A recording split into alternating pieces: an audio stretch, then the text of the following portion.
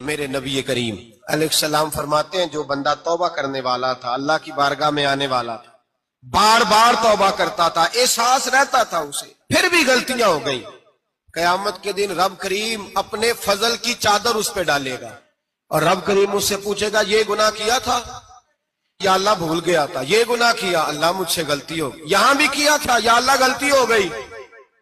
نبی پاک صلی اللہ علیہ وسلم فرماتے ہیں چھوٹے چھوٹے گناہ اللہ دکھا رہا ہے اور اسے کہہ رہا ہے یہ کیا تھا مانتا جا رہا ہے۔ رب کریم فرماتا ہے پتہ ہے میں تیرے ساتھ کیا کرنے والا ہوں؟